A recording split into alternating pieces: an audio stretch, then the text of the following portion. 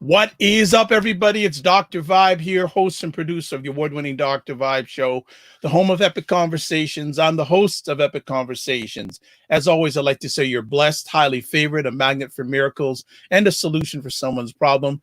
Please note I was a 2018 Innovation Award winner given out by the Canadian Ethnic Media Association, and one of the many things I do when I have time, not from resting, which I hardly do these days, is I am the host and co-producer of monthly online conversations for fathers that are co-sponsored by Dad Central, Canada's national fatherhood organization, and Dove Men Care. And it's a Sunday afternoon, 5 p.m. I'm looking on my watch because I need to know what date it is, July 12th. And if you know a little bit about the Dr. Vibe Show, we have started another set of epic conversations called Black Canada Talking. So Black Canada Talking is a live online event that provides Black Canadians opportunity to give their takes and POVs on stories that are of importance to them. And I started a few weeks ago, and now I'm doing the best to keep my momentum. So every 5 p.m. Eastern time, Sundays, check it out. We have outstanding Black Canadians here sharing. And today we have an epic conversation that's going to happen. It's all about raising Black boys from a Black Canadian women's perspective. And I have three outstanding Black women here to share with us today. I'm just going to give brief bios. You can go on my website because they're all quite extensive because they're doing beautiful things, not only professionally, but personally with their family. So the first friend I'm going to introduce, I've known her for a little while, but for a minute, Nicole Waldron. She's an event planning specialist, inspirational speaker, podcaster, and activist. Yeah, I got all that stuff.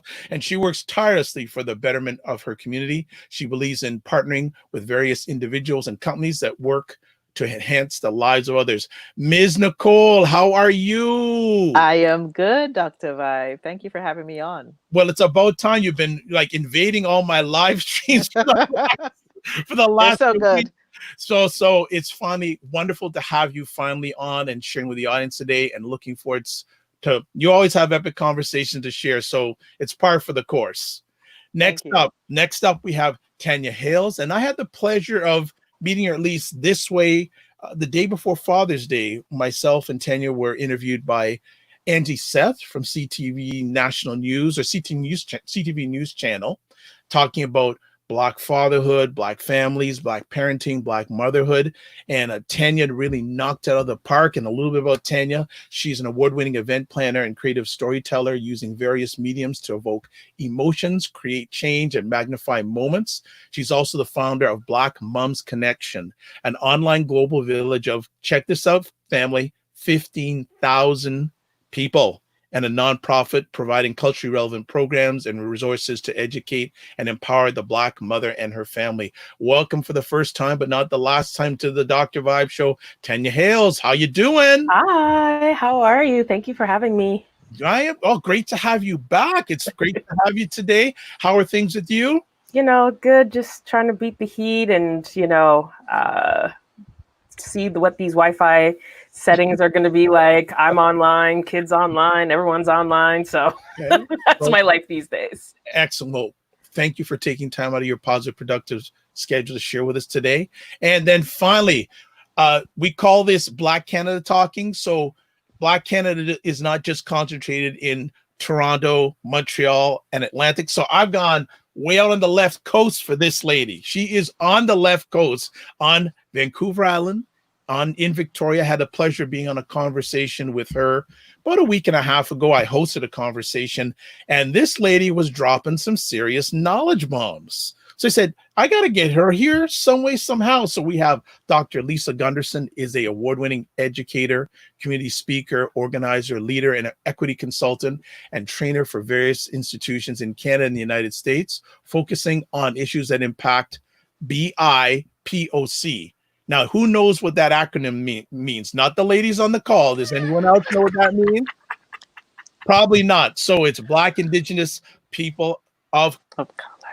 Yes, there we go. Populations, especially on racial identity and mental wellness. Dr. G is a frequent guest speaker to various organizations and to K-12 and post-secondary institutions.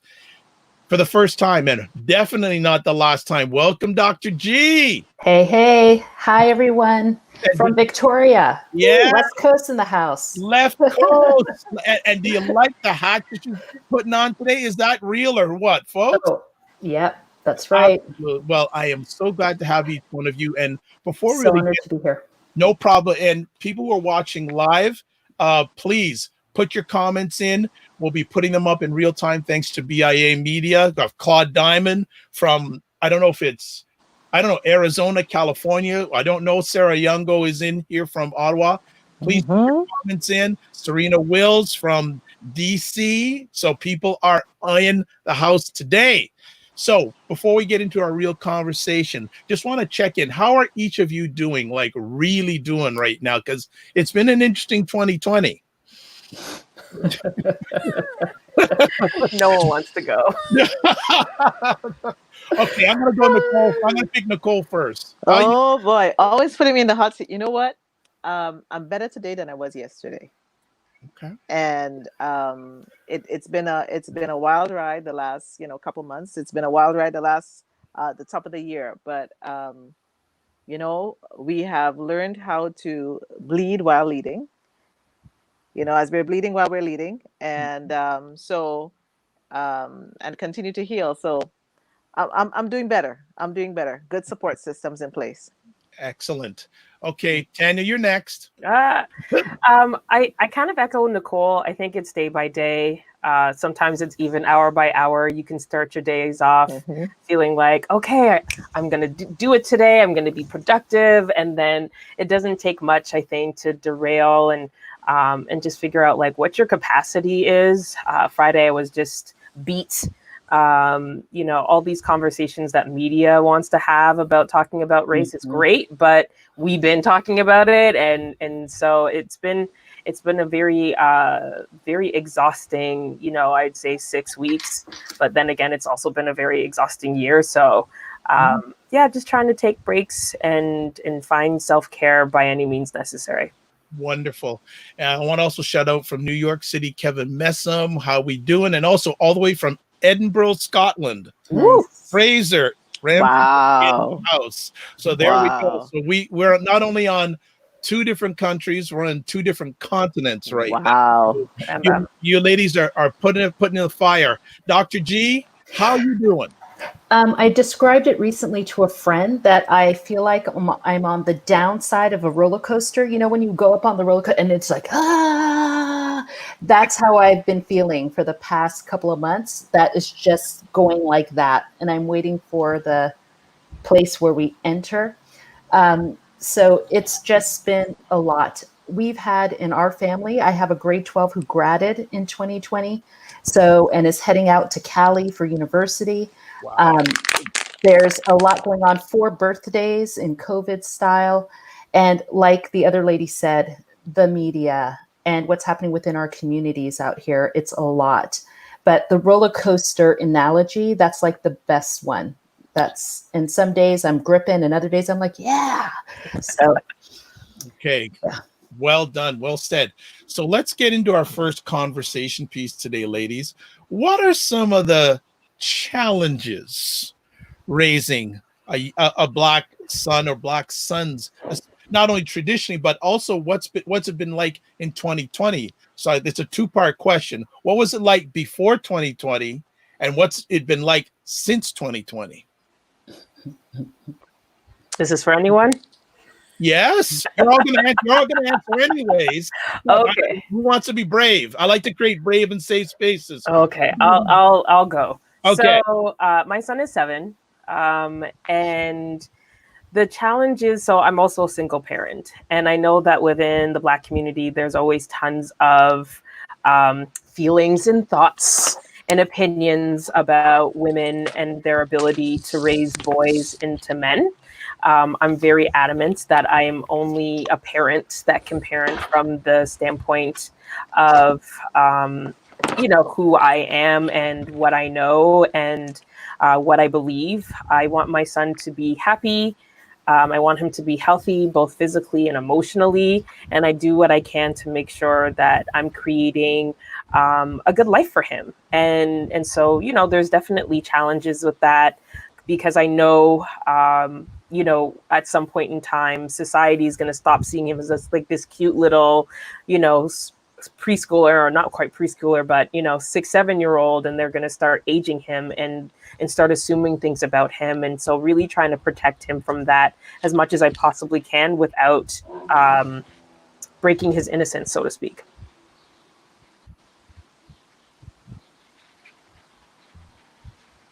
Who wants to go next?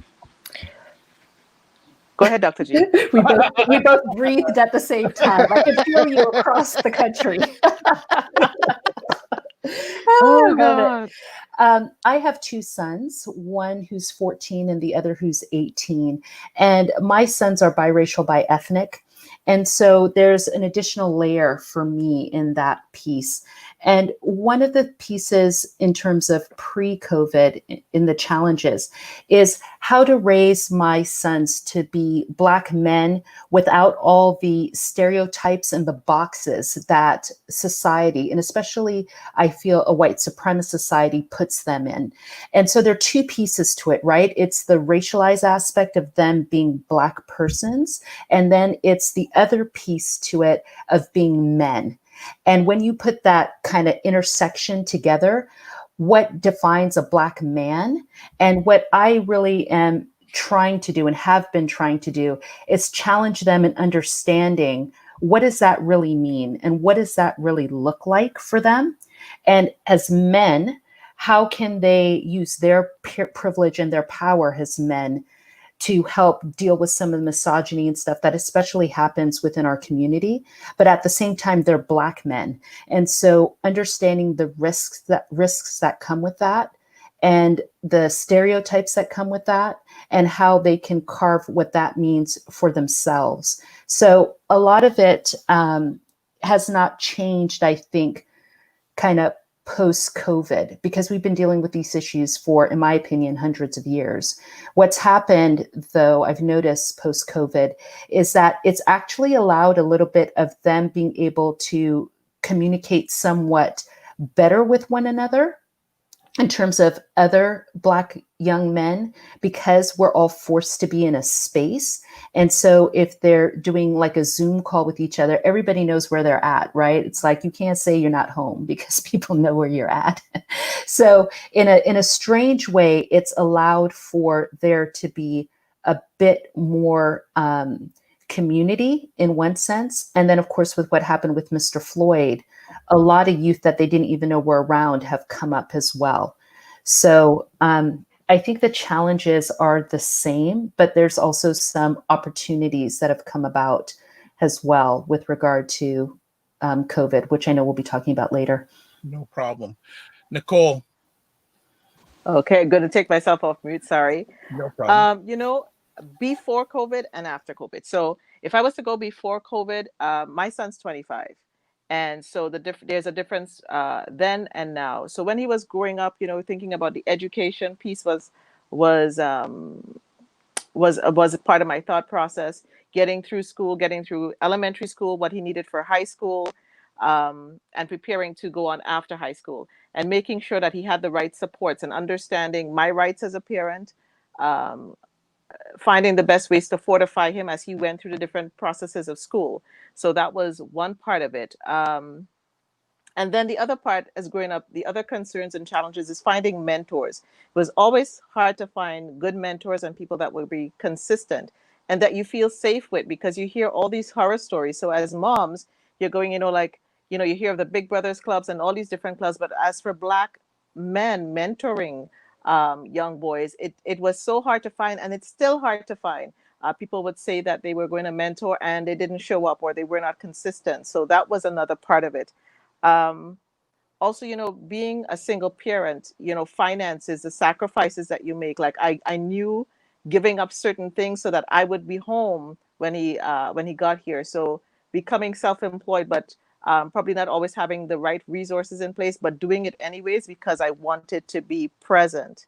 And as he got older, and now the concerns are his safety when he goes out. And I remember even as a teenager, I would say, the hood on the head.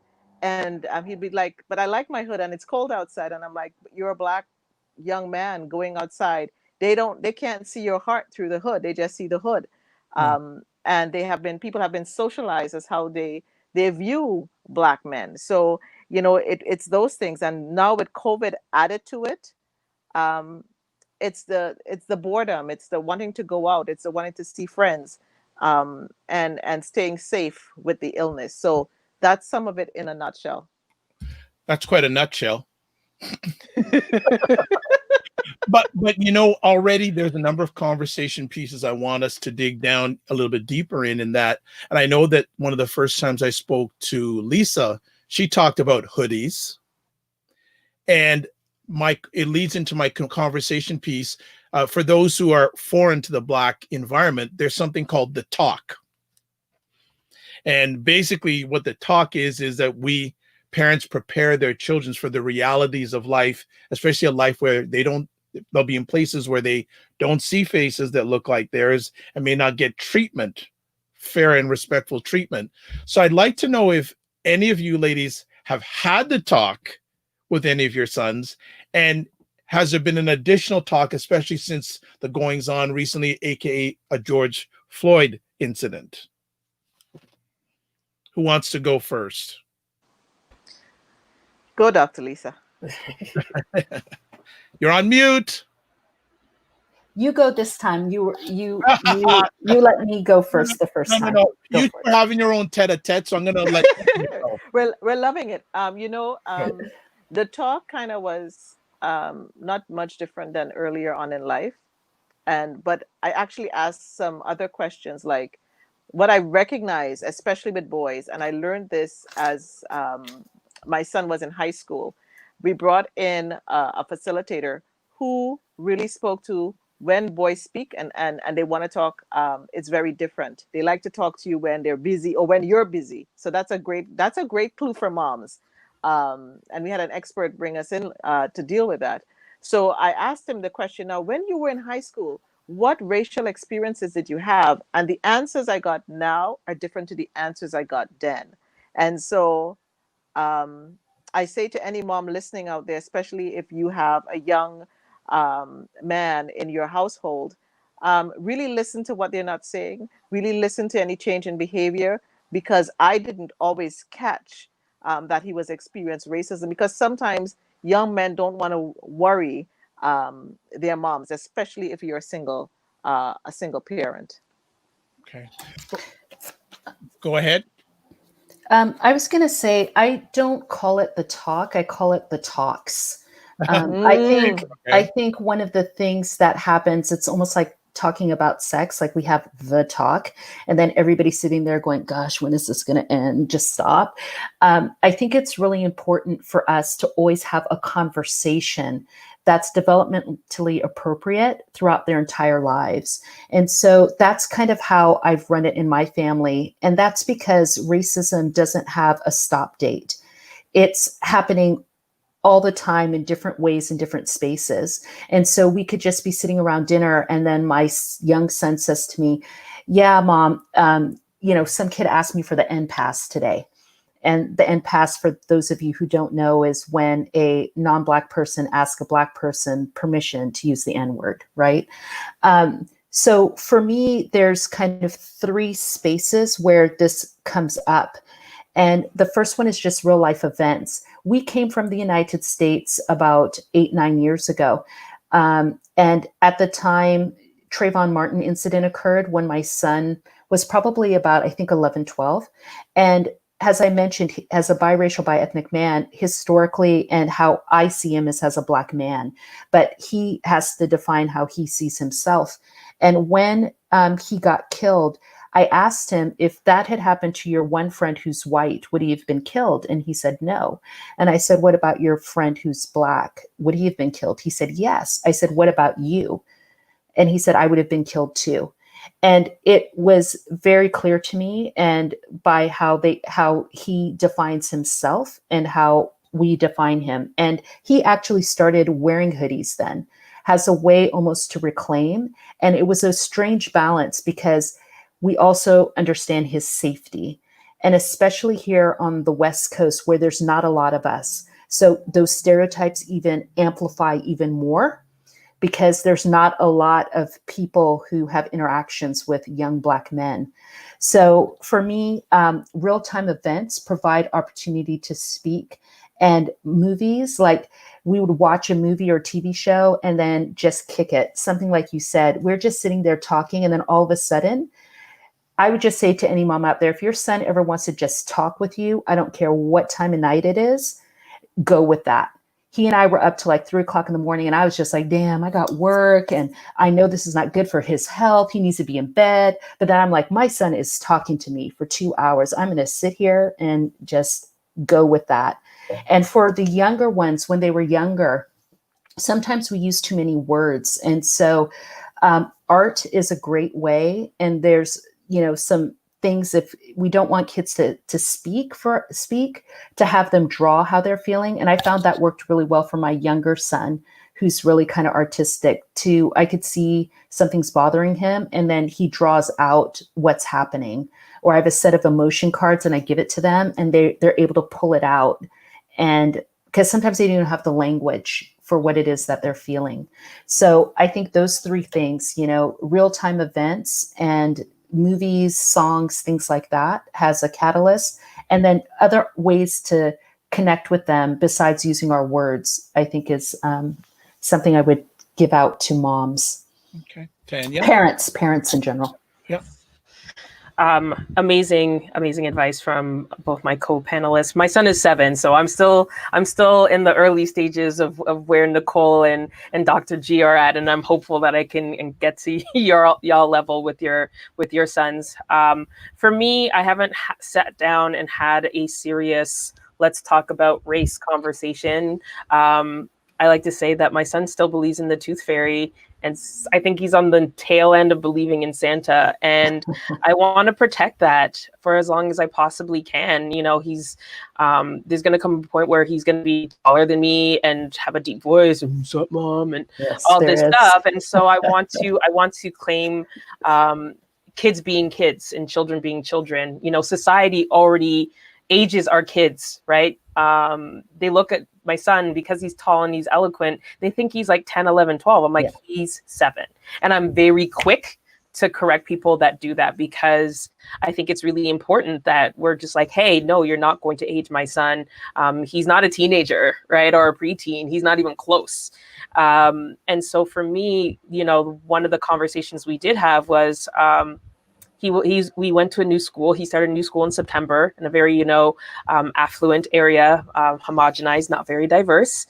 And one day his vice principal called me to say like, oh, he was horsing around with another classmate in the hallway, and the other little boy got injured. And I was like, okay. And the way she was coming at me was that my son assaulted this little boy. And so I had to dig a little deeper, and I was like, well, what happened? And basically they were horsing around, because that's what 7-year-old boys do. This other boy started to fall. My son grabbed his arm to try and help him from not falling. And I'm like, see how those two things are very, very different. And so when we were walking home from school, I said to my son, like, hey, listen, you don't get to do the same things that your classmates do. Unfortunately, it's just the case. You're new to this school. These teachers don't know you. This principal doesn't know you. They don't know me either. And, you just have to be really careful. So that was the first time that I had any type of racial conversation with him. And like Dr. G said, using art. So there's a show on Netflix, I think it's still on Netflix, Raising Dion. So it's about this little boy who becomes a superhero. And there's actually a specific episode where the principal is being racist. And so the mom has to explain that. And so I watched that with my son and, made sure like everyone else has said, these kids, they'll just pop up out of nowhere with these random questions when you're driving, and you gotta like, whoa, where did this come from? So you really have to be prepared. They might not ask you when you think they're going to ask you, and just say, I don't know the answers to that question. I think parents, we so want to always have the answers, and say, let's learn about that together. Let's look this up. Let's think about, what do you watch? Who are your friends? Like you said, make it age irrelevant, and, it will be a lifelong conversation. This is not just a talk, like Dr. G said. Excellent. Oh, go ahead. No, there are just two things that were said that just made me think. you know, most of our kids, and again, depending on where you live, but here around grade 2 or 3 are going to get some sort, be called a name, or say it's something like your skin looks like dirt or looks like crap or something. And that's why I think it is really important to kind of prepare our children for comments like that, again, in a certain way. So how people end up doing that, whether it's letting them know that I don't believe in a colorblind philosophy. I believe in color equity. And so it's letting them understand that, you know, people are going to maybe say something to you and that's not okay. Like we see, have a lot of people trying to touch our hair and stuff, you know, grade 1, 2, 3, and teaching them that, no, it's okay for you to say, don't do that. That's not okay. They don't need to get into a big, you know, eloquent speech about it, but being able to start to kind of train them in how to prepare for some of that stuff. And using the film is like, or show is a wonderful example. When you talked about getting a call from the school, I just want to hit on that because that's one of the biggest issues I have, especially raising Black boys, is how they're perceived. And I just had my older son who's tall I got a call saying that a teacher thought he was being aggressive and went off on something. And I said, hold on a second. I said, what do you mean by aggressive? Because that's a very racially loaded term. And he's like, oh no, da, da, da. And I said, no, you need to understand that as a Black person, I don't not want you to use the term aggressive when you're talking about my child. Tell me exactly what happened. Did he raise his voice? Well, no. Did he come up on this person? Well, no. Did he do this? Well, no. Then I'm like, then what happened? And he was just kind of quiet. And I really had to, and then the counselor's like, well, you know, the teacher who did it wasn't white. I go, that has nothing to do with anything. I need you to understand that you do not use that term when you're talking to a Black mother about her child. So explain to me exactly what happened. And they couldn't. And so that's the kind of thing that I already know they're going to think of me as the angry Black mom. So I'm like, whatever. But taking moments in time to also school certain people is really important.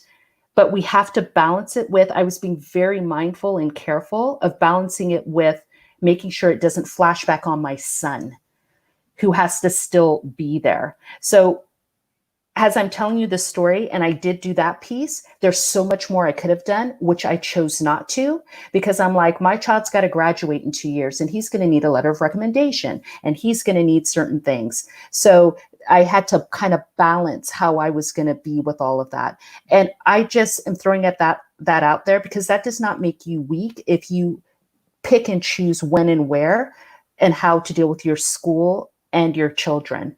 You know, you have to do what's best. I understand that I have to have a balance and I'm waiting for him to graduate so I can do other things, but be kind to yourself, be gentle to yourself as a parent, do what you can do. And also don't give yourself grief if you don't do everything you think you should do.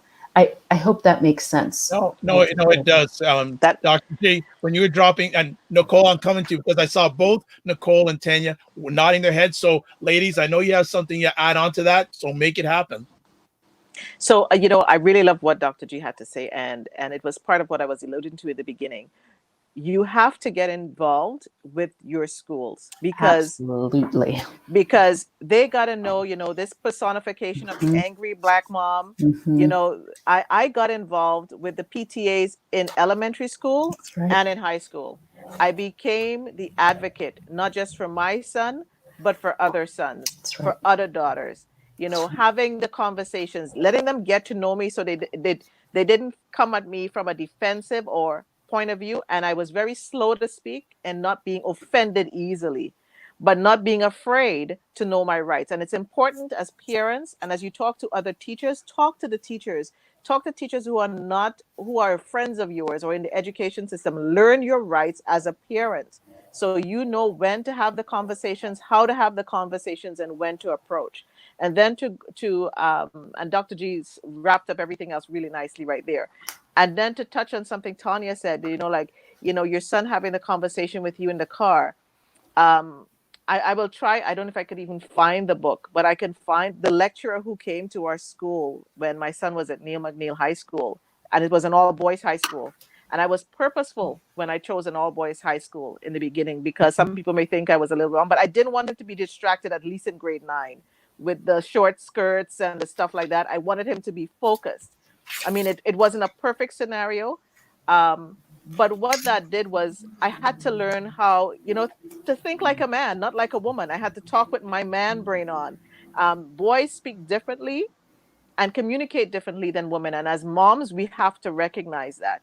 And so boys will come at you when you're busy, and sometimes you go like, but I'm busy, I'm on a phone. Don't you think about it? Your sons always come at you when you're on the phone, you're watching a show, you're driving the car. There is something in their mechanism, and I wish I could remember all the, the psychological pieces. But the point is, pay attention to those moments when they come in the middle of your busyness, because sometimes that's the time they have the most important thing to say to you.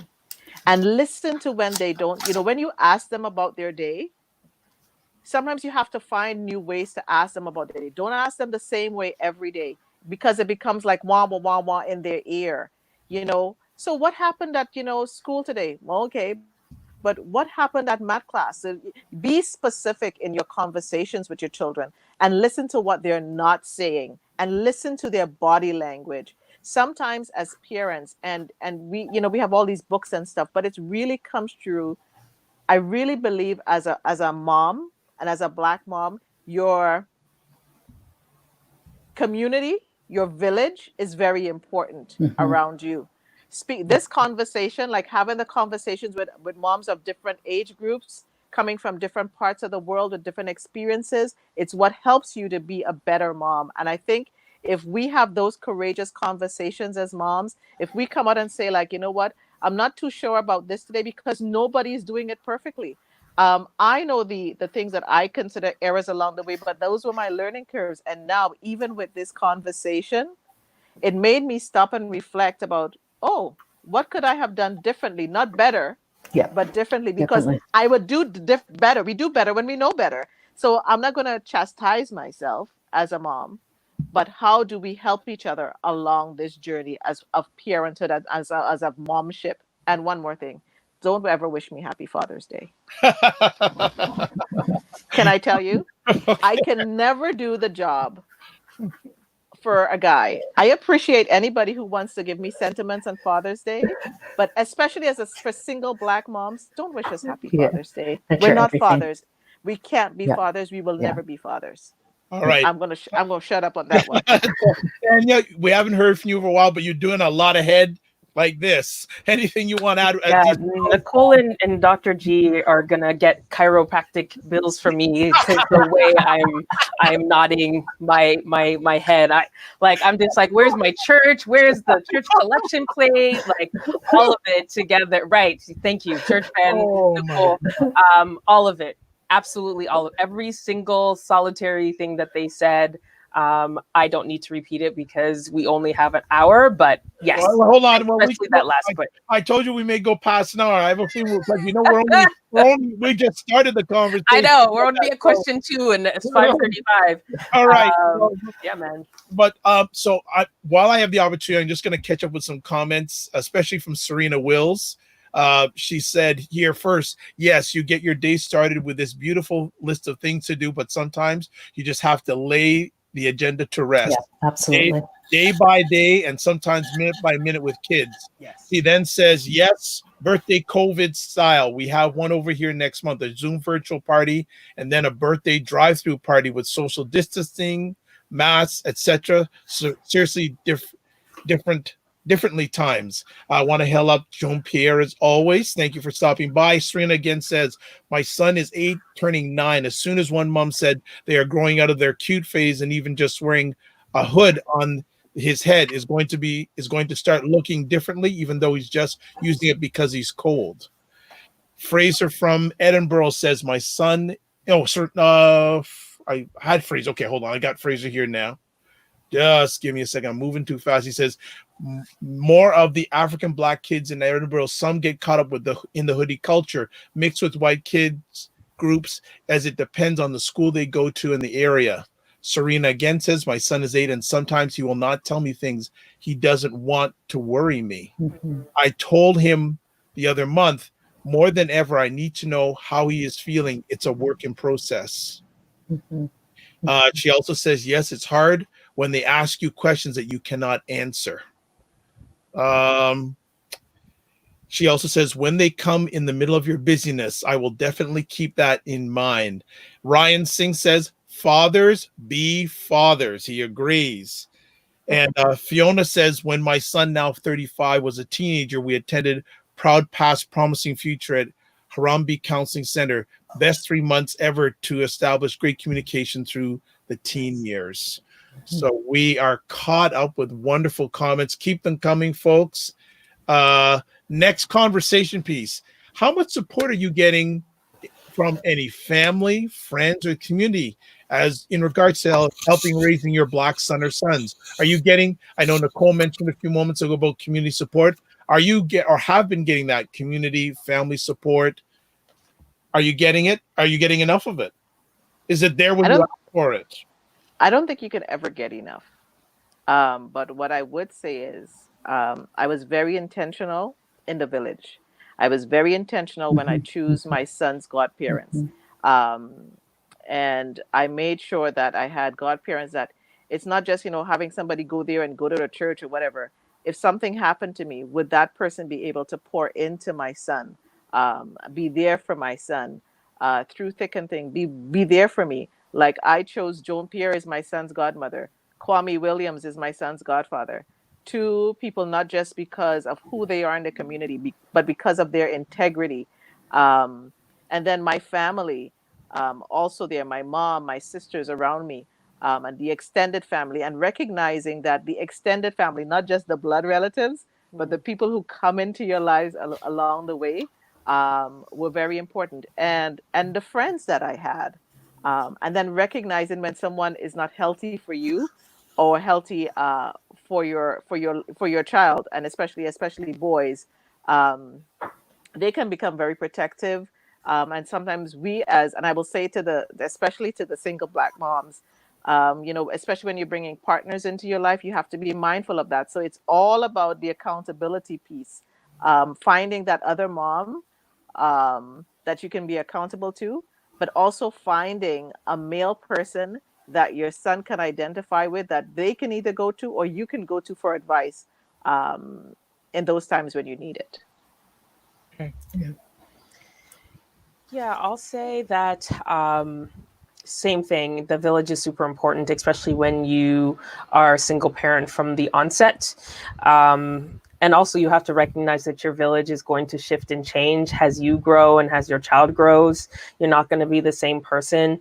You're not going to affiliate with the same people, and that's okay, right? I think what we try to hold on to relationships because I've known such and such for such a long time, or X, Y, and Z, and reasons and seasons and lifetimes, and not everyone is meant to be there for forever. And the people that got me through the breastfeeding era, which was super difficult, are not the same people who helped, pray over me when he was a toddler, and the same ones who, jumped in when he became angry about not having a father. There's different pockets of people who have come in and out of my life. But what he knows, to be the consistent core group of aunties, uncle surrogates and stuff like that is super key. Yeah, I think that for me, that's why Black Moms Connection started in the first place. I wanted a place where I could go and ask, Black questions about Black motherhood and get answers and not be gaslit and not be told that those kind of questions are irrelevant and they don't matter.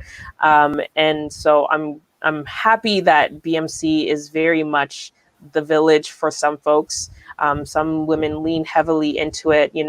We support moms through miscarriages and infertility and, co-parenting and all sorts of other challenges that they're dealing with.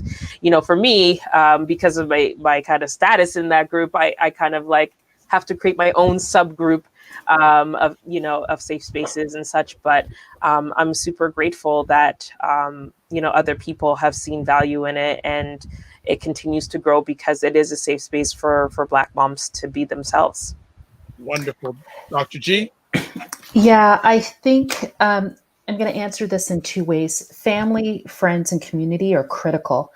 And what's even more important is for me that my kids understand that they're welcomed in community anytime, and also modeling how they can create what they need if it's not there. So when they go out in the world, they know that they can always create a Black community space for themselves. It's really about being really intentional. I think here on the West Coast, I think we have a particular challenge. It's not any much different than being in California compared to being, say, in the South in the US or on the East, and that our Black communities are very small. So where you could go to Toronto and maybe find not only a bunch of different things, but then broken down like, Jamaican, Ghanaian, and this kind of thing. We're working with 1 to 2% of our population here on the West Coast being Black.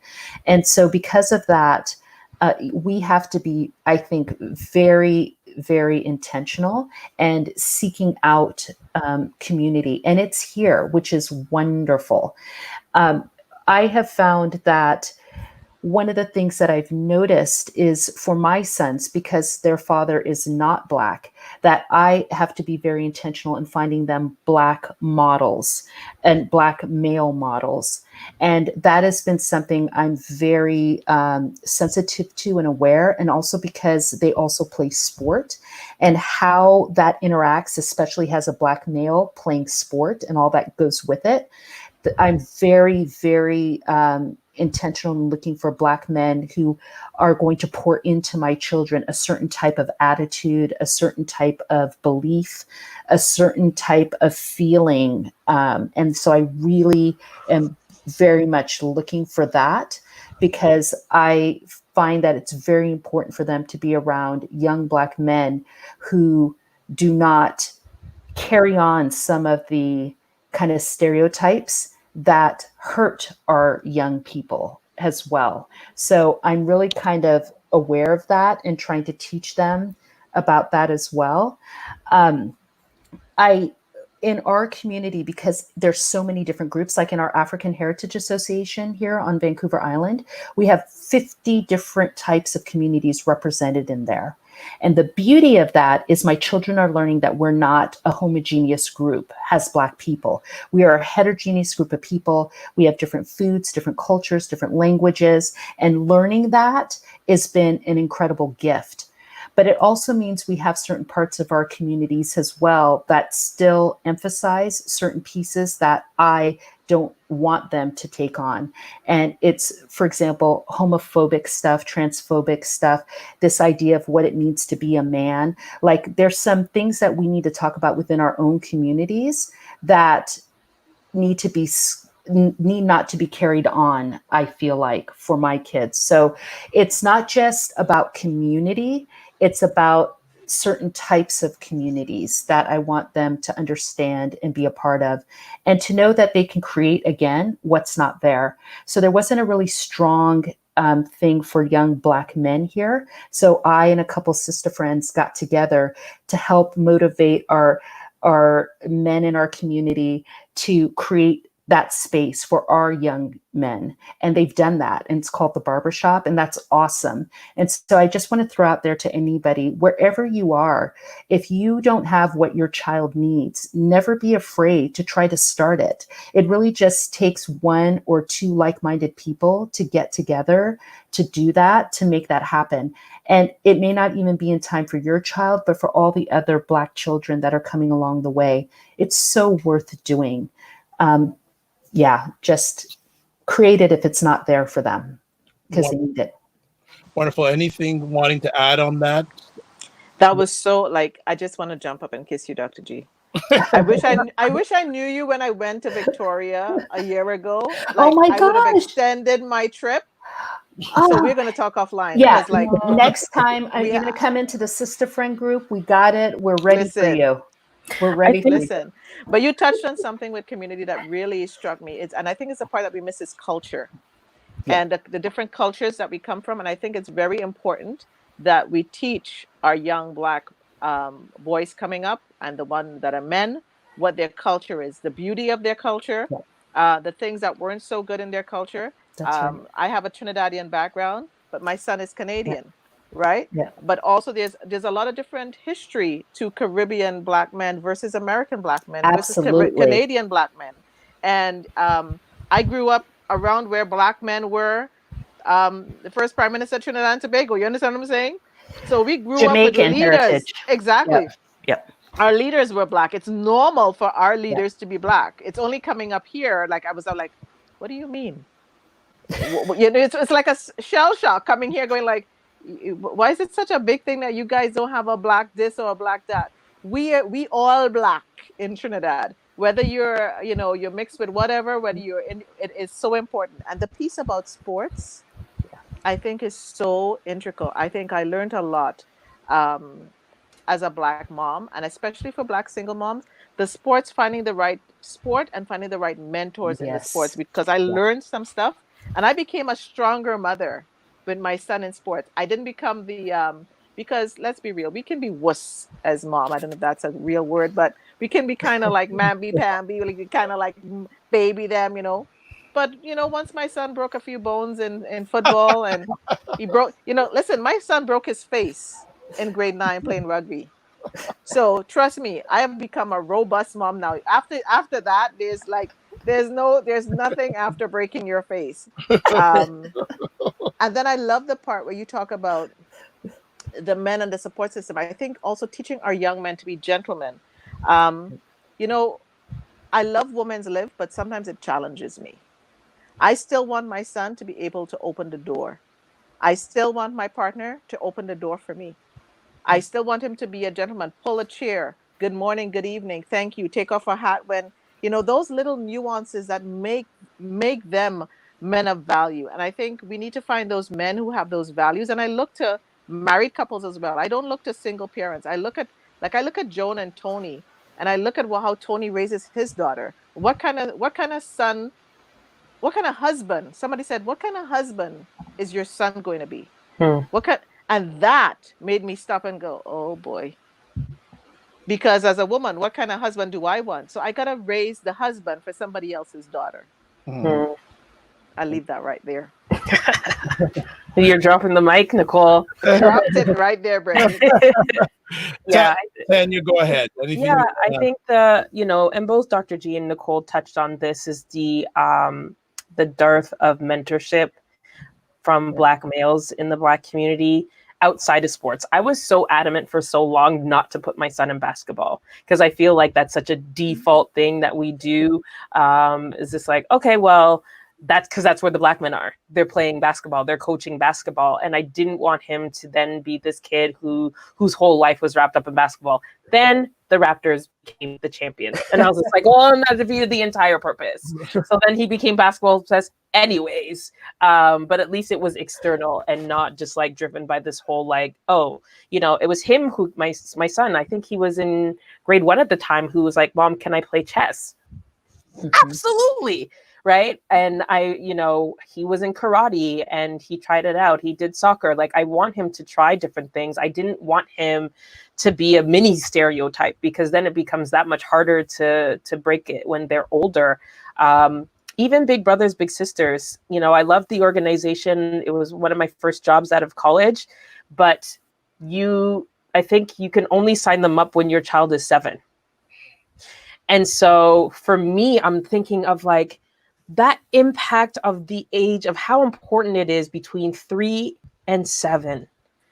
And if you don't have people in your life and you don't have men in your life that can mentor your son, like that is such an opportunity. And I'm just like, if I had the energy, I would love to be Dr. G and just create one and create an agency that is focused specifically, because especially too in the Black community, there's tons of teen mentorships, like, oh, the at-risk youth and they're at risk and, these teens in high school. And I'm just like, I don't want to say it's too late because it's never too late.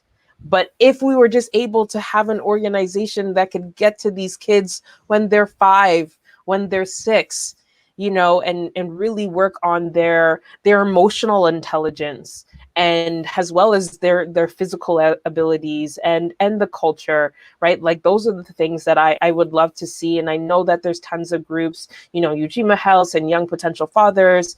I know that there's organizations out there really trying to do it, but there's only so many. But us as women, we can't yell at the men to do it. I mean, shout out to Dr. G, who somehow managed to get the Mandem in formation, but I can't tell the men in the community, you need to do this. It's got to be something that they want to do and they see the value in.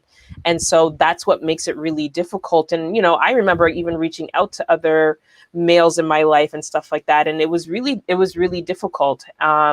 And so I'm grateful for the ones who have stepped up. And, I do have a partner who's been amazing and really supportive and is really excited. And I'm just like, that's because you're coming in when he's 7 and he's potty trained and it's a little bit easier. But, he's really excited to be a part of his life and do the teachings, of all those things that Nicole mentioned, and integrity, and from a standpoint that I just cannot do it. Again, adamantly agree with Nicole. We are not fathers. I never pretend to be. I'm his mom. He knows that. He knows BMC exists. And, he knows that, okay, I don't have a dad right now, officially according to the government, but, he's got men in his life. He's got his uncles and his cousins even, and stuff like that, who he can kind of look to and say like, oh, I want to be like them and whatnot. And that's super important, but we need way more of it than we have. Okay. Go ahead. I was gonna jump in, but go ahead. It's a ladies conversation. I was just gonna drop in something, but go ahead, Dr. G. I just wanted to follow up on just a couple things you said. I absolutely agree with you in terms of the men in the community have to be the ones who step up. And so the women, we had a girls version of this, Girls and Femmes with Afro textured hair, for about 3 years. And one of the things we noted is we're getting a lot of people to ask us to do that for elementary school. And we just don't have that capacity right now, right? So it speaks to what you're saying there. But when we first tried to get the men together, it's like, okay, we're not going to do anything. And then we're hanging out because I got 2 boys. So I'm like waiting. I'm like, okay. So I put people together and I'm like, what's going on? And then I'm like, okay, so I'm going to put the date out there and just get you all in a room and then you could take on. And I guess it just really started kicking off about a year ago, but it did. I mean, we did kind of have, as a sister friend group, try to move that ball a bit for them. And there were selfish pieces to that for me because I have 2 sons.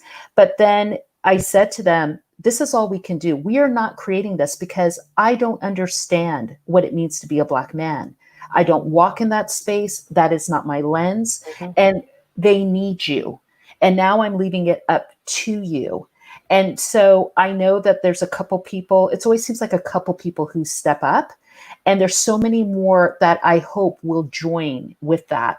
And so I guess I'm agreeing with you. You can't, part of what has happened sometimes in our societies, we've gotten set up that we as women are the ones to carry the Black family. And we can't do that, right? We need our men. We need you. We want you. We don't want to be you. We need you to come into that space and do that. And so I think sometimes it's a bit of unraveling for them as well to realize, hey, the women aren't going to step in. Like, this is for us, by us. And we also need to let go of the reins. So I did, and I let go, and I'm like, please, and I'm praying that you all will do it. And they're doing it, right? But I think it's part of a bit of unlearning as well, that we're supposed to do everything. And that's something I think we all need to detach from. And I just wanted to say one other thing about the sports. I threw everything at my kid and was willing to follow them wherever they went. Basketball happened to be it for them, and that's cool because I never played it. So I ended up loving it, which I always have to explain to parents. I never played the sport because they're like, oh, is he? I go, I know nothing about it. Football, I didn't allow. Like, my son's like, I want to play. I'm like, So, each parent decides what they need and what's best for their kid. But there's always this sense, no matter what I think the sport is, that comes with the Black athlete stereotype that we have to fight, especially if they're also academically inclined, like Yes. like that balance and Yes. advocating for them for that. And especially in the spaces where they're not supposed to be, like swimming or hockey or chess, and fighting that and saying, why aren't they supposed to be here? And let them sit with that. Because as a Jamaican person, one of the things that I've noticed is sometimes if we're coming from immigrant backgrounds, and I was raised in the States, so I went back and forth. But what we find here in Victoria is we have parents coming in as first generation, coming from majority culture. So they don't understand what it's like to be racialized or minoritized. And so their kids will come home and say, hey, mom, somebody called me this. And from their perspective, they may be like, well, that's not a big deal. I just want to implore parents who weren't raised in Canada, that when your kid is sharing that with you, even though it may not make sense to you, to please really listen to that and try to advocate for them, because they're not coming from majority space. And it is a big deal, and it will physically and mentally have an impact on them, especially if they don't think they can come to you to talk to you about it. Yeah, I just wanted to put that out there. All right. So, Dr. Vibe, I know you really want to go to comments, but I really want to make a point and want something. Hey, it's your lady show. I'm just steering the ship. You guys are driving because we're going past 1 hour. So you already know that. So go on. You know, Dr. G, and both Tanya spoke about it, but you know that space where I really want to say to men, we as Black women, we have had no choice but to have the strong Black woman look, the face, everything else. Do not mistake that we do not want your help. Yeah. Absolutely. And I really want to encourage men, not because, you know, when I ask you once and say, okay, can you help me? And they say, okay, tell your son to give me a call. Why are you acting like you're not a guy? Do you call guys? Why are you acting, expecting the teenage boy or the young man in his 20s to pick up the phone and call you? If he doesn't call you back, call him back. If on 10 times, if you have to, if it really matters to you, you need to call him back. Don't leave it for Black boys and young men to be calling you back. That's unfair to them. That's not what you did. On the sports thing, I one of the things with sports, I think that was for me was the exercise, and it wasn't just about the Black man. And then exposing them to music, and take them to take them to the theater. We can get comfortable. I know one of the challenges I had coming from the Caribbean, I don't like the cool. I'm a Trini girl. I Trini to the bone. That's why I live in Victoria. I don't like the cold. And so I know as a mom in the beginning, that really hindered me because I wasn't going skiing and I wasn't going skating. So we live in Canada. So if you're raising a Black son in a cold country, if you don't like to do the activity, find someone that can help do that activity with them, because it hinders them. Open them up to the horizons that they can be opened up to. Or move to Victoria where it's warm. I'm coming. And increase it. I'm coming. I'm coming. And you know, we don't do that. I would say to moms and anyone, and this is something I knew to do, but you know, you can get busy as a mom. We have all these. I had great ideas as being a mom. I had all this great stuff I was going to do. You know, wasn't going to let them drink a lot of apple juice. It would affect their teeth. And then we ended up at the dentist. All those great things. You get tired. Meal preparations, you know, be gentle with yourself, as Dr. G said. But, you know, right? We talk about, we're all business people here on this panel. We write vision boards. Write a vision board for your son, for your daughter. And you do it for yourself, and then get them to do one.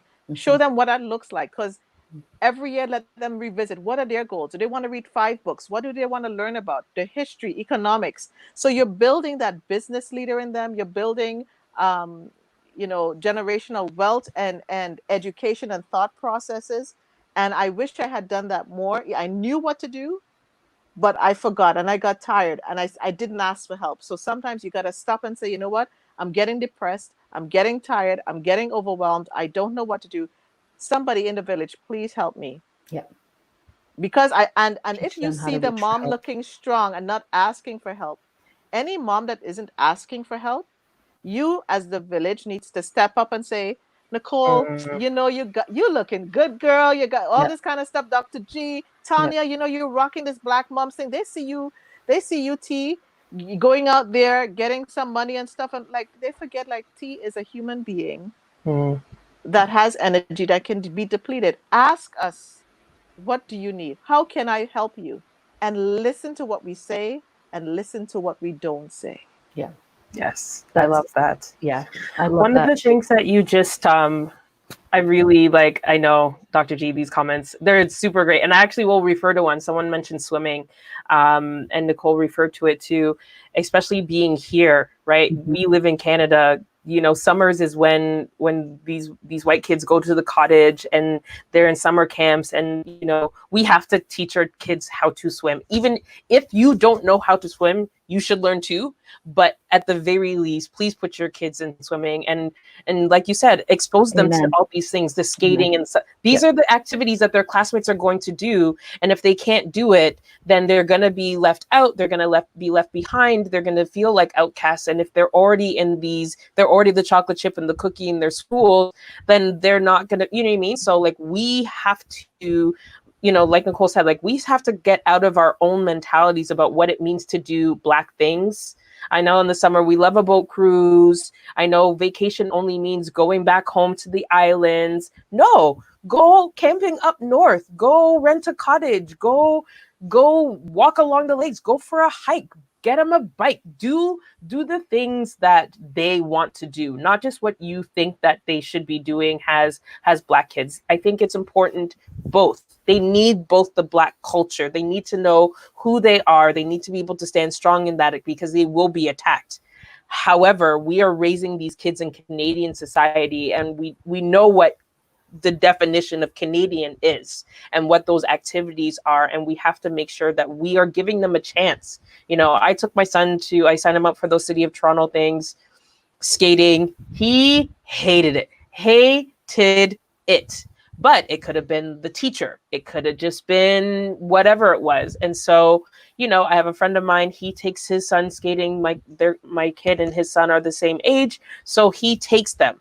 And it's a way different experience for him. And at least he's getting on the ice. Now, I'm not saying I'm going to put him in hockey because expensive and no, but at the end of the day, and also racism, but at the very least, I've exposed it to him so that when he's getting older and he makes friends with, because you can't choose who they're going to be friends with, be like, hey, mom, everyone's going to this skating birthday party. Can I go?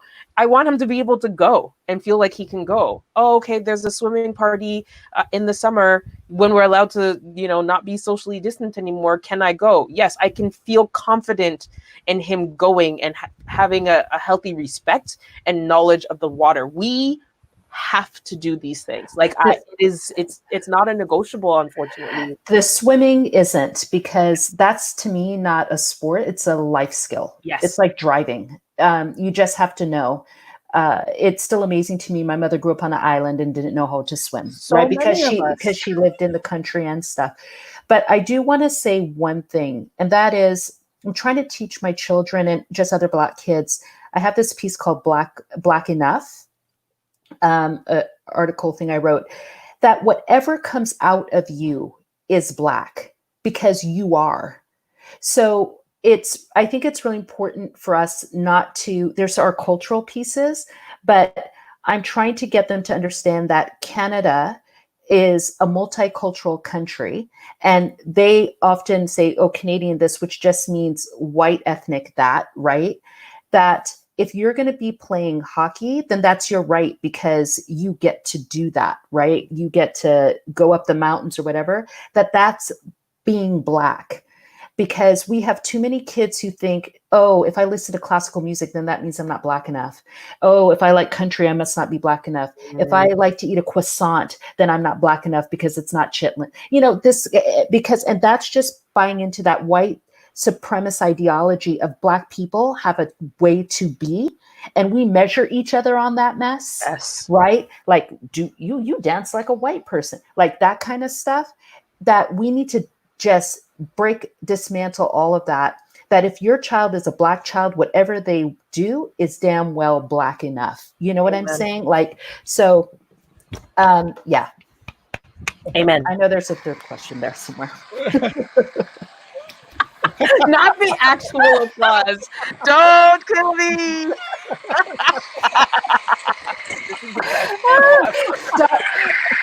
Dr. Vibe. That right I just there, have like, one more thing I want to make sure I say because I don't want to lose it. Don't We worry, also have to deal with the intersectionalities in our community, though. We have a lot of Black men who may end up, identifying in different ways and spaces. And if we get real, we don't deal with that. Nope. And so, especially being raised here, whether that's being gay, bisexual, asexual, non-binary, transgender, etc. And if we get real about who gets targeted in our communities by police, who gets targeted by ourselves, especially coming from whether West Indian or our spaces, that the suicidality rate and the violence rate against Black youth who don't fit in that Black stereotypical male box is atrocious and something that we really need to deal with. So it becomes really important when I resonated with what you said about, I want my child to raise my son to be a good husband. And what does that mean? And it means about truth and loyalty. And it means, opening a door. But I don't know who he'll be opening the door to. I just want him to make sure he does it, right?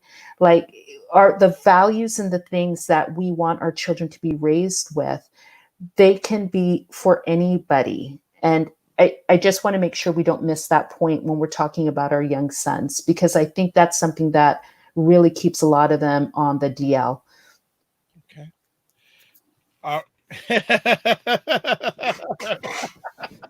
All right. I'm going to just take a quick pause because you ladies have been dropping knowledge bombs for the last few minutes. So I'm going to give you a few minutes break. I'm going to catch up with comments and give a little bit of a personal insight to add positive value, hopefully, to what you've been sharing. So I'm going to right quick in regards to comments here. Ryan saying, I'm encouraging my children to be actors so they can be positive reps for other Black children. Jonah saying, you have to be flexible with kids. As Nicole says, yes, listen deeply to what they are saying. You can get messages. How She Hustles. Hey, How She Hustles. Love this. Great chat. More of this. Ryan says, family and community are important with my children. Also support and guidance. Serena said, my village has changed, and those who have exited, I am glad. If they couldn't be there for me as a person, then they really couldn't be there for my son either. Don says, love the barbershop name, create space, make it happen. Certainly important. Pushari saying, the beauty of our cultures, freedom to create. Serena says, when Dr. D brought up sports, it brought up a memory. My son loves swimming. Not a lot of kids of color here in that sport. He had a teacher that was not right for him, and I had advice for him and made waves in our swim school. She was not good with boys of color, and especially boys of color with special needs. Donna saying, I'm a sports mom, and it certainly helped my children and opened doors. It taught them discipline and exposed them to other cultures and interact with everyone. Yes, ages 3 to 7 is crucial. Out here, some mentor programs don't even start until double digits. And that's she's in the Washington area. She also says, my grandmother has told me over and over not to force my son to talk to his father, and I stopped. My son is getting to an age where he sees a lot more clearly and will openly tell me that he doesn't want to call his father at times. He is realizing who is there for him and who is not. As Ryan said earlier, quote, fathers be fathers. Thankful for the men who are in our lives that are way more consistently than who he looks up to. Okay, Joan. Yes, Tanya, children of color, mainly African-American kids here in the States. Oh, that was Serena saying that. Sorry, Serena. In the States, drown the most every year because they don't know how to swim or have basic knowledge even to tread water. Wow. Rachel says, my mom grew up in the country, St. Anne, and doesn't know how to swim either. She made sure to put us in swimming school lessons, though. And Serena says, I love basketball and played growing up. My son doesn't like it. And at first, I was a little upset, but when he found his love and passion for swimming, I saw it differently. He woke me up.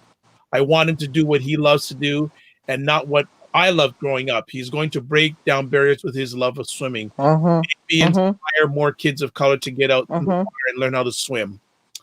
I just want to add, as a fatherhood and manhood advocate, one of the best ways to learn about your Black boys is play.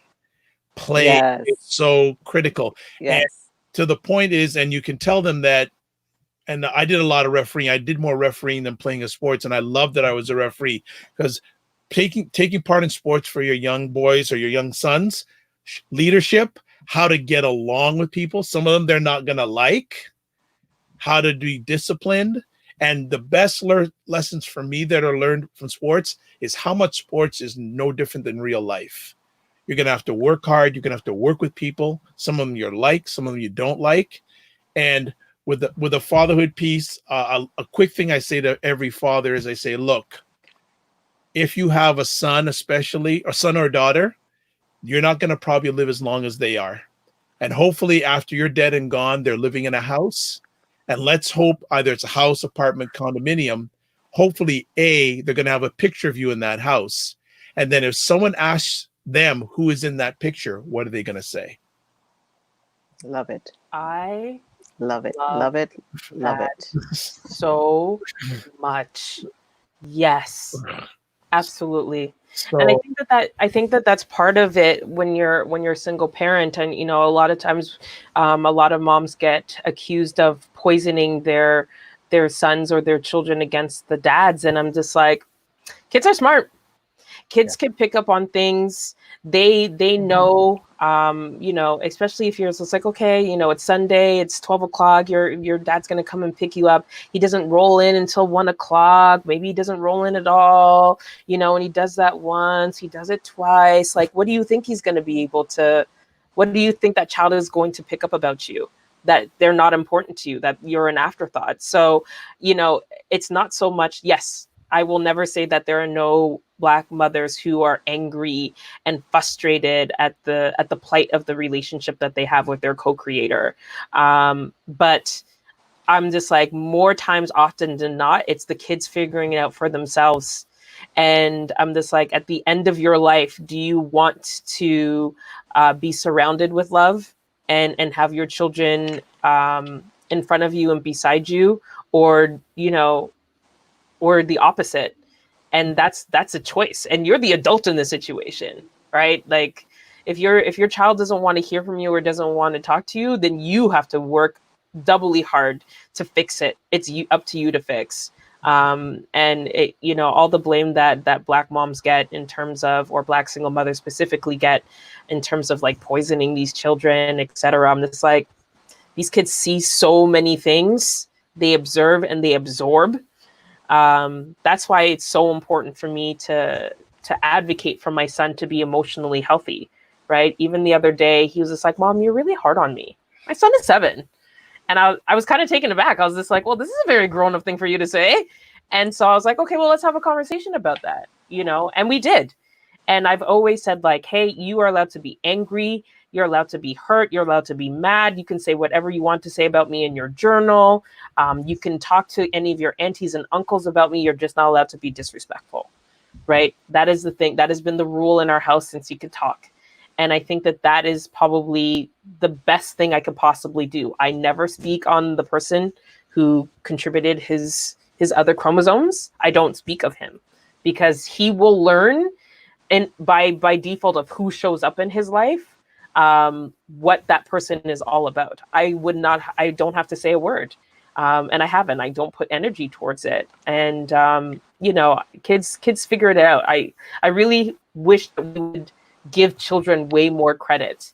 And it's not, these teenagers who are smart and astute. I'm like, these kids, these 5, 6, 7-year-olds, these babies that come out of the womb know how to use an iPhone. Like, they are smart, and they are observant, and they are, all they just need is the right people around them to become really good good human beings. But it's my job as a parent to put those people around him, and make sure that they're contributing to his overall growth. Dr. Vibe, I just want to touch on something Tanya said and also what Dr. G said. And I agree with you, T. It's, men have to recognize children see. But I say to moms, remember, children learn by what they see before by what they hear. So you got to walk your talk. And I also say to moms, especially if you're a single parent, um, be careful speaking negative to your sons, especially sons about their fathers. Find healthy ways, and I know Dr. G is going to come in here in the back end. Find healthy ways to have healthy conversations about dealing with any rejection, dealing with any feelings of hurt when they don't show up. Moms, you have to find ways to deal with that. And I also say to moms, don't when a man wants to be involved in your children's life, unless they are abusive, even if they haven't given you the child support, find ways to allow them to be involved. Because I can tell you, a man being a good role model, even though he may not have been a good partner, doesn't mean that he cannot be a good father. Do not mix up your relationship issues with him being a father. Yes. That's the first part of what I want to say. That's so key.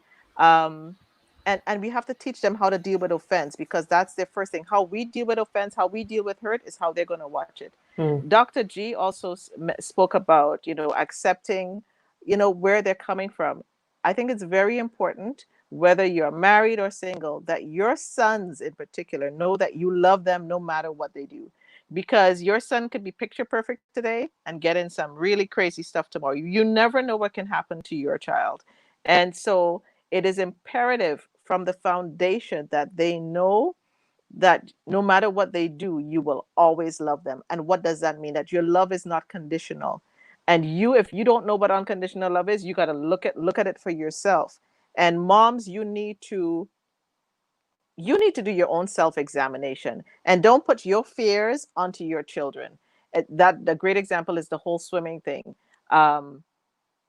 Be very careful. Do your self-work, because when you don't do your self-work, it is going to affect your sons.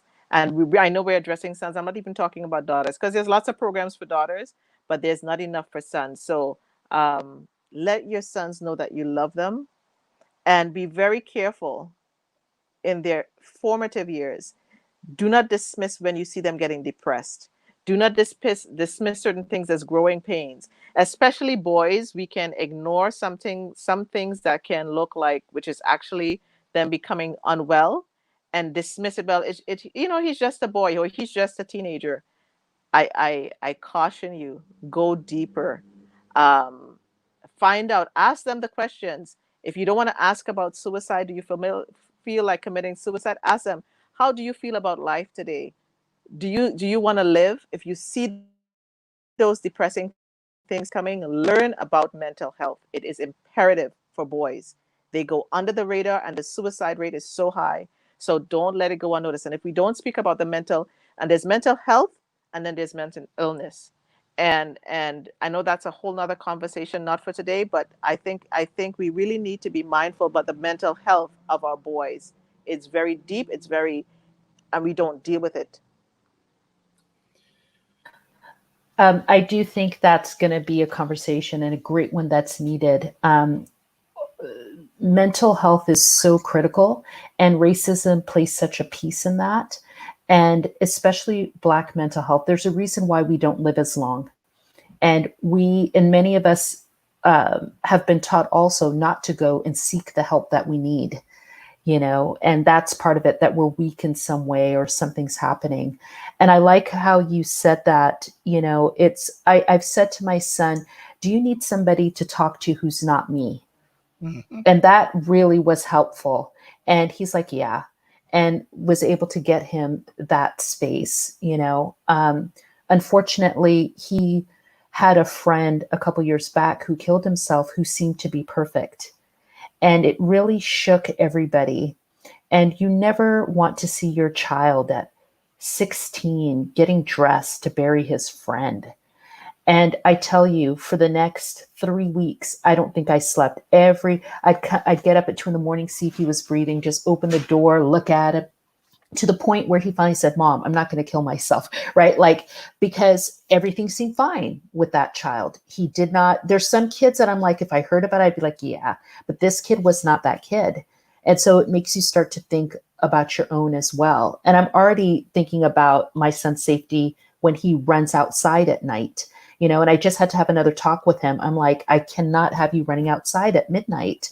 I know that you're, but you got to be doing it during the day. And, there's just, and letting him know where kind of I'm at sometimes as well, I think is important. One mom had said she's not sure when she knows the answer to something. I think it's so important for us to be honest with our kids, to tell them sometimes we don't know. And that helps them, so they don't feel like they have to know everything, that we don't know everything. And if we can illustrate that to them and show them that we can also admit when we don't know things, and then how are we going to figure it out? And that there are days, my kids have seen me just cry some days, because I just tell them it's overwhelming day, not so they can carry it, but so they also know Mom isn't always like this, and that life does get hard. And I want them to know that that's okay, because we also don't teach our boys to emote. They can't show tears, and the only kind of thing is they have to be either angry or quiet, right? And that's dangerous for them as well. So being able to have spaces where, if their tears well up, to let them flow and be okay. And I think also sometimes we talk too much, that sometimes my kid just needs me to sit there and not ask 1,000 questions and analyze, and just be okay with just being there and sitting with him. And I found sometimes when I do that, he starts talking a little bit, but sometimes he just wants me to be near, and that's enough. And I think that's important for us to understand as moms too, just as parents, that sometimes they just need us to sit there, not to say or ask, but just to be near them, Okay. Well, ladies, I want to give you that round of applause again. Like that was like, yeah, like that was like. You want to wrap us up, don't you, Doctor? I told you. I know. No, you guys. Hours. I told you, Doctor. Because I'm hungry. we still get a have. dinner I break at told least? you. You still have one question left. We have one question left. She left. You still got time, but let me just quickly catch up. Liberty says that's one of the blessings of this stay-at-home time. As an entrepreneur, having our kids watch us work. I watch my daughter whip out and set up a tripod to do FaceTime with her aunt. Love it. Yes, and I didn't intentionally teach her. She says, "P.S." Serena says these kids get it. Their spirits know who is for them and who simply is not. Yes. She also says, "Yes, Nicole. My mother never badmouthed my father in front of me, and he was not in my life. And because of her, I learned not to do that with my son." Yeah. Liberty loves the question, how do you feel about life today? I think that's not only good for Black sons, that's good for everybody. Yeah. That's everybody. Joan says, this is such important for single moms. Thank you for having these women share all that they did, and hope it helps some brothers. Oh yeah, they've been helping some brothers. Don't worry, we ain't done yet. We got one more question left. So don't think we gone yet. We gone yet. I need a dinner break soon though. So yes, okay. This is gonna be last. Be quick.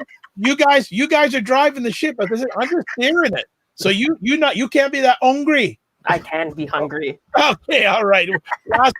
We're gonna close. You see, Tanya, I knew. I looked at the 4 questions and I knew. I said, he's got us. There's just no way this hour is going to work. But go ahead. I'm going to put myself back on mute. That's all right. No worries. So last conversation piece. Closing out. What suggestions do you have for Black mothers, Black fathers, and the Black, I like to say, environment in regards to raising Black boys? Who wants to hit that closing conversation piece first? Nicole, do it. No, man. Tanya's going to do it. She's gonna start. What? Yes, because you're so quiet. Quiet. Tanya, the black mom is having a hot flash. Do it. I got Okay.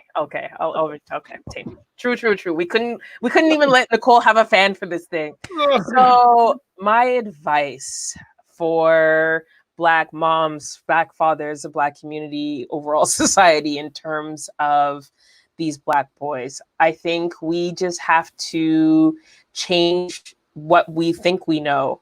And I'm better with analogies, so I'll use this analogy. So right now, there's a lot of racial reckoning happening. Now everyone's like, how do we talk to children about race? And, the things that we're telling, non-Black people is, you have to arm yourself. You have to put your own tools in your toolbox before you can even go to your children to start have this conversation. And the thing is, there is a lot of unlearning that needs to happen, and that is happening right now. What we think we know about what it is to be a Black man, right? And Dr. G touched on it. We have to think about all the intersections, all the interests, all the ways that we as a community harm ourselves, right? We tell boys don't cry, to toughen up, that they can only play sports. We call them sissies if they want to do something that's leaning more towards feminine, right? We don't forecast into the future, like Nicole said, in terms of you're going to be married someday, and it could be to a man or it could be to a woman. But and I joke about this, I don't want someone being like, who raised you? Because I will be like, I did, and I did a very damn good job. Thank you very much. Right? Like, I don't want my son's future partner to be like, who did this to you? And I think we just need to be really open and mindful what these Black men are, what these Black boys are going to grow up into is going to be a direct result of how we parent them, how we teach them, what we show them, what we allow them to feel. And I think that, if we do this now, and I'm in a great position where my son is 7 and, he's not set in his ways. He's not a grown man as yet. Can be like, okay, let's talk about how you're feeling, implement all these awesome, ideas of the vision board. I love that. And also, like, you can't give me any type of like stationary project to do, because then I'm just like, yes. And asking, how do you feel about life today? Because that is the type of question I can ask my son. And he might just say, fine. But I know there's going to be a day where he's going to come out of nowhere and give me this like whole soliloquy. And I'm going to look at him and be like, who are you, little tiny human being? And encourage that, and encourage him to be curious and to ask questions. And, when he's, when he reverts into being, that little boy, and he still is a little boy, but when he reverts back and he's just like, hey, can we sleep together? Can we watch a movie today and curl up and watch Disney Plus? Say yes. And if your son is 17 and asking to sit on the couch with you and watch Disney Plus, say yes. Right. And I think it's those little things that how we show up is going to be how they show up into the world. We cannot fix the world for them, but all we can do is prepare them for the world that we hope that they're going to inherit. And so that's my 2 cents. Dr. G and Nicole, who wants to go first? I'll go. Okay. I'm going to so I don't forget. First off, get elders involved in our kids' lives. And that's even if they've passed. My father, that's one of my sad pieces, is that my dad isn't here to see my sons in a physical sense, but I keep him alive. And he even puts a gift under the tree, and he transitioned 8 years ago. I play pieces of his voice, or I share story with my children about the things that he said. I think a lot of times we forget the wisdom of our elders and the stories they've passed on to us. And I think it's our duty to pass those on to our children as well. And it's really important for us to have those conversations. So as much and when you can, get your children around people who have wisdom. And it's not Googleable wisdom. You know what I mean? It's life wisdom. They carry so much with them. And I feel like, especially in societies like this, that in many, especially white space, there's not that reverence, I feel, the way I do when I'm in Indigenous space and in other minoritized spaces. But our elders, get your children involved with their elders. Second, if you have young kids, with my kid, when they were younger, I would ask them how they felt by the weather. Were they having a sunny day, a cloudy day? Was it a little bit rainy? And they seem to get into that, or, little smiley faces or something like that. But just remember, not just words, like different ways that we can have them talk. Please get involved in your kids' school. It was said at the very beginning, and I don't want to get lost. One of the reasons I was able to deal with that situation with my son is because I was a major person on our PAC. And this is especially for those of you who are going into middle school and high school. They like to make you think that parents aren't necessary. They're more necessary than ever at those ages. So please, please, please get involved. And there are not a lot of parents who do. So you're going to get to know the principal. We got an apology from the principal. Like, please get involved with your PAC. To that end, we're actually having a conversation for us, for something we call Conversations for Us, just for Black folk. And the focus on Tuesday evening is going to be how you can advocate for your child starting in the fall. So please get involved with your kids' school. Third, be really intentional with their modeling. I don't think you need to go far to find Black sport and Black acting models. It's really about finding models for all the other areas that we're talking about, other areas of maybe sports that you don't see us a lot in, areas of medicine, engineering, business, law. Fill up your children with that knowledge, because they're not going to get it anywhere else but from your house and from your spaces. So if they're interested in classical music, find me a couple of Black classical musicians. If they're interested in, electrical engineering, my son was interested in astronomy. I'm like, tell me a Black astronomer. And he knew. I was like, damn, okay.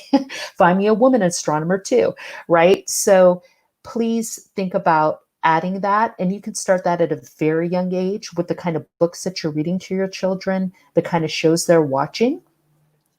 Third or fifth, I think, don't buy into the 18-year-old end, that when kids turn 18, 19, they're adults, that's it. They still need us.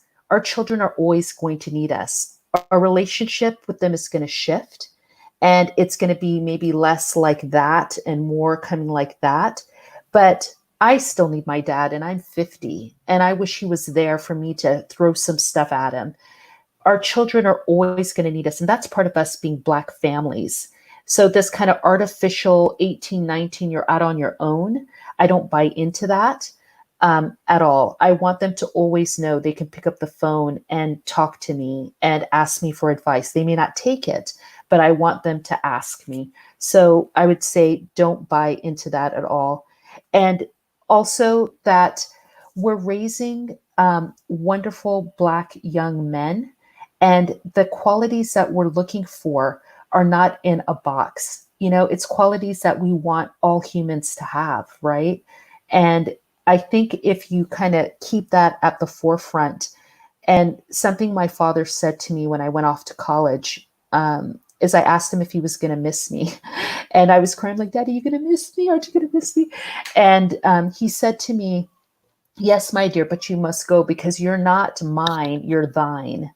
And I've always remembered that I've been gifted this incredible gift of having these two spirits in my life, but they're not mine, right? They're not mine to mold into what I want them to be. They're thine. And I'm just here, I feel, to provide a space and guidance and opportunity and accessibility the best that I can.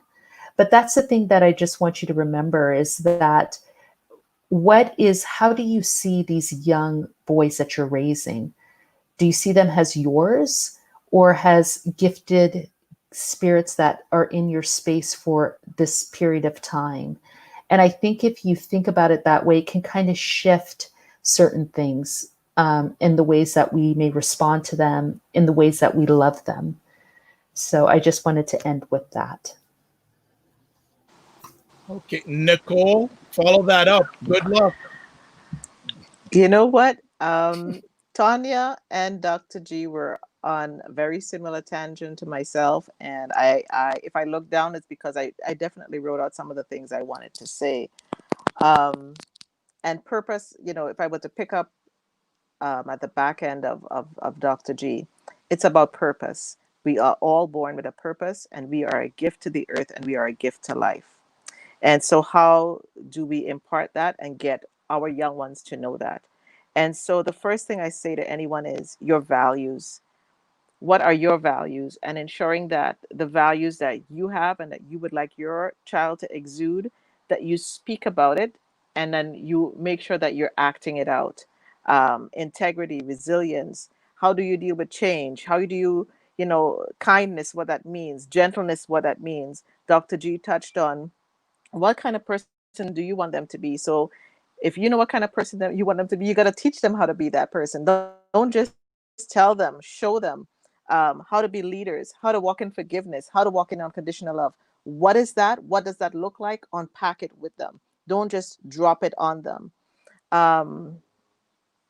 The life skills, teaching our sons life skills, the basic things, how to be a gentleman. I mentioned that before, but even cleaning, cooking, taking care of themselves, so that as they get older, doing their laundry, being self-sufficient, because we don't know what life can throw at us.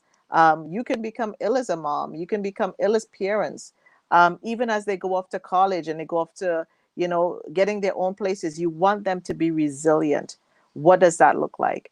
And Tanya spoke on something that is very important in my estimation here, is the EQ. And it's so hard because each child is different. Each boy is different.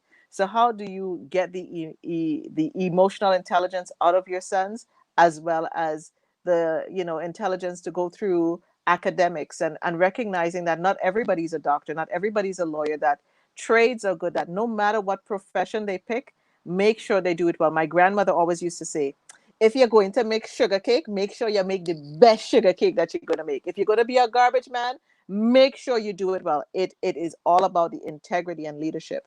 And if you are spiritual and if you believe in God, show that to your son. What does that look like? If you believe in prayer, teach him that the foundations of that. Have those intentional conversations in the morning and in the night. How are you closing out your day? And wake up with gratefulness. And I end with this. And it's about purpose. And it's about foundations. When we build, if an architect is going to build a building, the taller it is, the deeper the foundation. The more you need it to withstand, the more reinforcement you got to give it. And so you got to think of parenthood as an architect, as building a building that has to withstand storms of life, that has to withstand high winds, tornadoes, hurricanes, that has to withstand somebody just coming and leaning on the building, that has to withstand somebody spitting on it. How do you deal with offense? You have to build those foundations for, a building has to deal with cold air or extreme hot weather. Depending on the country you're in, you may have sandblast.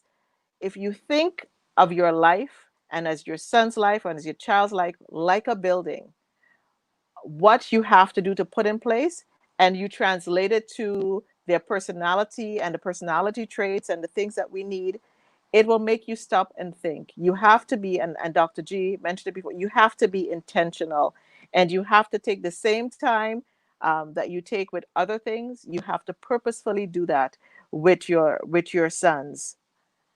And so I just want to make sure that I get everything in there. And I think I have, because I don't need to repeat anything else Tanya and Dr. G has said. I think we kind of wrapped it up in education and mentorship, getting active with your children, being emotionally there for them, teaching them the life skills, and being present. And as a mom, and as a Black mom, being self-compassionate and taking time for self-care, and surrounding yourself, even if it's one person in your life that can pour out to you, asking for when you need help. And for those that are listening to us, don't just look at these strong Black women you're seeing here today. Send us a meal sometimes. You know, send us some flowers. Send us a candle. You know, don't just look at all these Black moms getting it and doing it right. We are resilient by nature. We have been leading while bleeding, but we have a lot of healing to do, especially as Black moms. So, Dr. Vibe, I just want to say thank you for creating this space where that was safe and that we can share the love. And I know Tanya, but now I have another new sister, Dr. G. You and I are going to be doing some shows together. So I look forward to the friendships. Well, absolutely my pleasure. I like to create safe and brave spaces. So I believe that this was a safe and brave space for everyone, whether they were sharing or in the comments. I have to say thank you so much. 10 seconds for each one of you. 15 seconds. Where can people contact you? Nicole, first. Wait, I was on mute. Okay. Instagram and Twitter, Victory Speaks 7. Email victoryspeaks7@gmail.com. Keeping it simple. Facebook, Victory Speaks 77 because the 7 was gone. And victoryspeaks.com. All right. Tanya. Easy peasy, blackmomsconnection.com. The Facebook group is Black Moms Connection. We also have a public Facebook page. We're on Instagram. And follow. And, if you have, you want to email us, info@blackmomsconnection.com. Dr. G from the left coast. OneLoveConsulting.com. Please visit that. You'll find resources there. Also, you can find us on Twitter. And I wanted to also just give a shout out that starting this Sunday, Caribbean Edge Kids for kids and families started out. So you all may want to look at that. I do have resources on my website as well. And you can email me at drg@oneloveconsulting.com.